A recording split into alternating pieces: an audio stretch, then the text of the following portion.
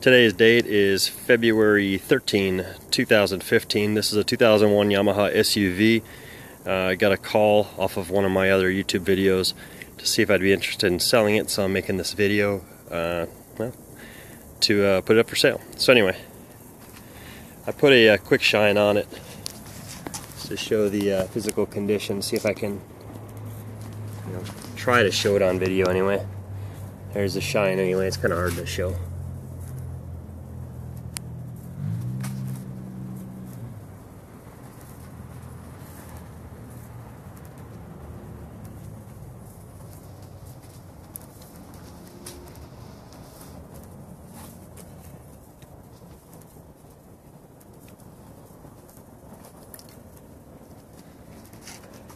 So it'd be a little bit easier if I just try to point out the defects in it.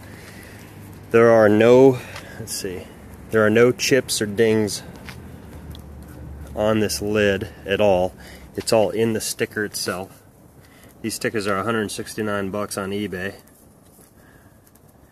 So all these little missing parts and dings, that's all purely sticker. None of it is into the shell itself. Same on the front stickers. Let's see, there are no chips and dings in the footwell at all. Nothing on the rail. One little scratch here. So I'll try to zoom in on that. There we go. Perspective, it's a scratch about the width of my thumb. See, right here below the registration, it's a little bit of spidering. There it is. That's very common on these. Those types of things will not show up in static photos on Craigslist. Some more very minor spidering throughout the nose, which is typical. Absolutely no hull compromising at all. This is a little chunk of JB weld, marine weld.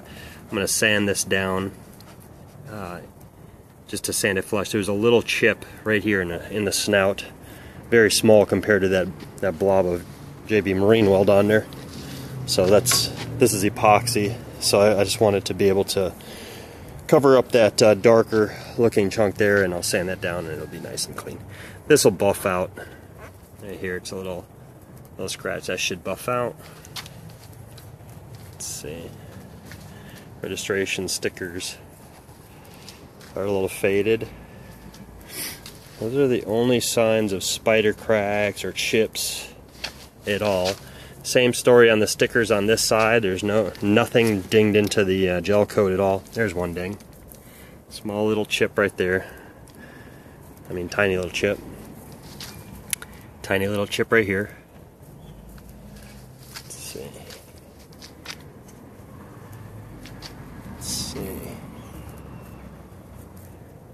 Nothing back here worth mentioning at all. And this is just some silicone. Let's clean that off. Nothing in the footwell whatsoever, very clean. It will polish up perfectly. Mirrors are in good shape. The front cowling section is in excellent shape. No scratches. The front hood got caught under the story is that it got caught under a boat ramp and just slowly rubbed back and forth, and that's exactly what it looks like up here. So the hood could use a little bit of repainting with Duplicolor Ford spray paint is the color that matches this one, and then clear coat it. These Yamahas, these are stickers actually, so you put a little heat on these and they'll peel off with a razor blade so you can reapply them. Cowling on this side is in excellent shape.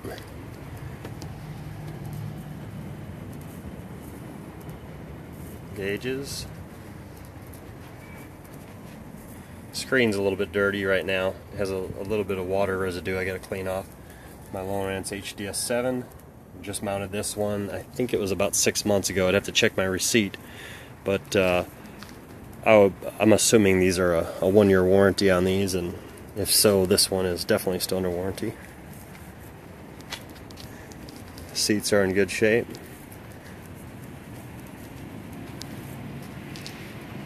The, what do you call it? This stuff on the back, not that it's usable for much anyway, except standing on. It's a little bit tore up around the edges and stuff, but this stuff's cheap to replace. The white color on this, a lot of that white coloring on here for this grip tape is just because of the rubbing compound that I just put on here, excuse me, the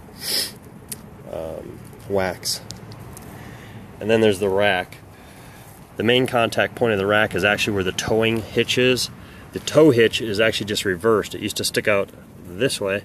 Now it's on the inside, and this is just the back end of it. So if you ever want the towing hitch, it's still on here. All you have to do is take the rack off by removing those 2 bolts. And underneath here there's 2 bolts. Under there there's 2 bolts, and this rack comes off in less than 5 minutes. And then you can just take the battery out of here and get at that towing hitch. And just reverse it and crank it on and you're good to go. So the rack, these are 27 bucks a piece on Amazon.com. I think you can buy them in a 2-pack, and they average out to 27 bucks each. So these will fit anywhere on here. They'll fit all the way up this 1-inch bar here, and they'll also fit on here, here. You can mount them anywhere. Got them mounted on the side over there, so literally you could mount them all over the place. It's got welded tie downs, tie down cleat there, here, over here, on the back side again, that side, and down here.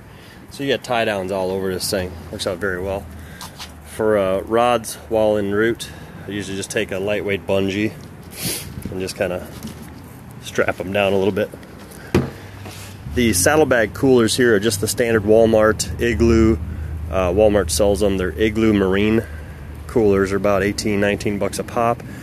You could take a 5-gallon gas can. If you open this lid, a 5-gallon can will fit really nice and snug in there with the top open on each side. A 5-gallon gas can, plastic can, will also fit in each of these wing wells. And or if you removed the extra battery and stuff up here, you can fit a 5-gallon gas can standing up. My structure scan for the HDS 7, I don't know if you can see this or not, it's kind of hard to see in the sun, is mounted right here. So it connects directly into the battery. And my bilge pump is mounted on the side, with the concept being that if I'm taking on water and my bilge pump is working, I want to know it, and I want that water pouring out over my right ankle, so that's why I mounted it there high in the footwell. This is my live well. What it is, where's my connector on here?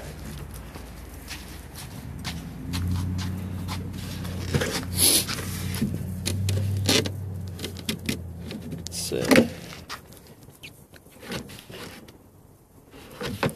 Alright, so I've got a connection where I take my visibility spout right here, the normal Yamaha Viz tail, and that gets plumbed up to connect into here, and then you adjust the amount of water flow with the ball lock. I've got a bunch of holes drilled on the underside of this PVC cage that I fashion in here, and it just shoots down and aerates the water, and then you know, keep your shrimp or shad alive.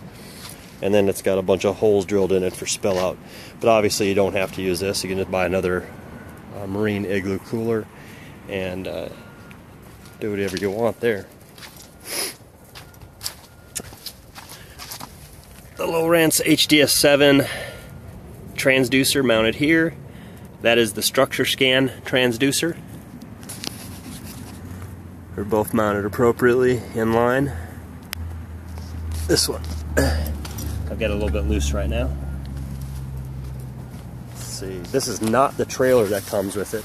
This is a Triton aluminum trailer. I do have the galvanized Yamaha SUV trailer that's going to be sold with it. The bottom of the hull I made no effort to clean up at all. So a lot of what you see here in the video, if you can see anything, will buff out. Here's some scratch, just light duty scratches.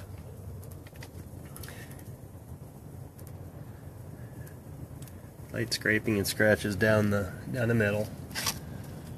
Typical for an older ski. Underside of the rub rail in great shape. You can tell this has never been wrecked anyway. Right here is a chip. Right here is a chip. Small chip. Small chip. I think there may be one or two more, but they're all very small, and none of them are hull penetrating. Besides, this is a double fiberglass hull on the Yamaha SUV. It's a very, very thick fiberglass hull. The pisser to show that your motor's cooling.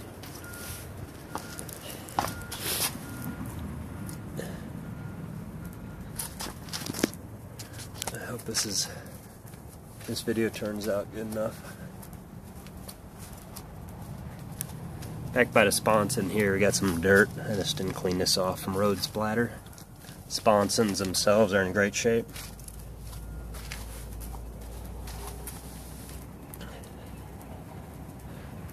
A little bit of dirt. Ride plates in great shape. And prop. Let's see if I can get this thing to focus in here to show you the prop condition. Hard to see, but prop's in good shape. And the reverse works fluidly. Reverse cable's good.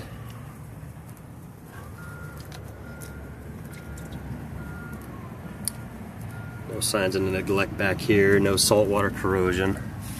This is primarily a freshwater ski.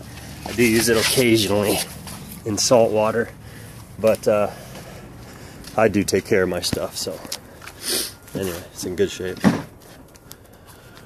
Oh, I guess I'll show you that. Nice and smooth on the reverse bucket, very smooth on the steering, lubricated throttle. The trim is nice and smooth. No cabling issues, no corrosion on my cables. And the product that I use to ensure that it stays that way is PB Blaster Corrosion Stop. You can spray this everywhere, including in the motor compartment, all over everything in there. It will not harm anything.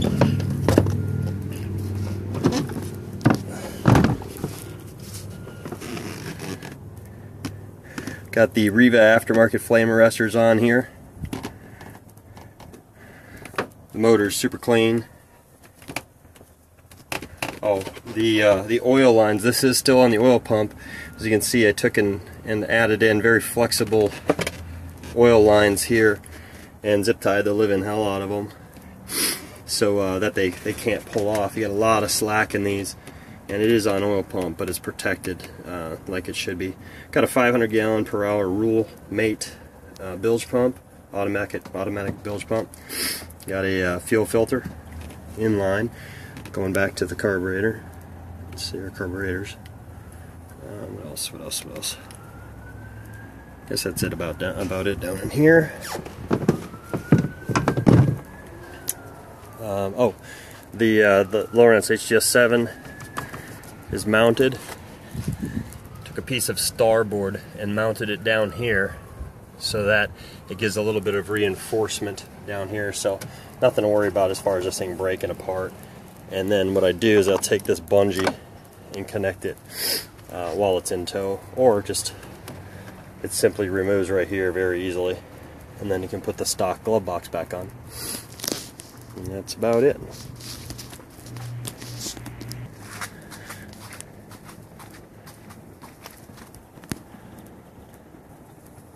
What I like about the triple rack is its flexibility. You can have the middle cooler, which is actually full of red snapper right now, so it's up in my truck. This one here, got some snapper down in there. Anyway, or some snapper wings anyway. So that Coleman cooler fits in there. That's a standard Walmart purchase. But you can take out just that middle cooler. You can take out just these two small coolers. I mean, it's just, the flexibility is excellent with this rack. Good for bay and for I'd say near shore, offshore. I mean, taking these things out deep, you know, beyond 25 miles or so is a little bit ambitious, and some people are young enough and crazy enough to do it, but not me. Let me know if you have any questions.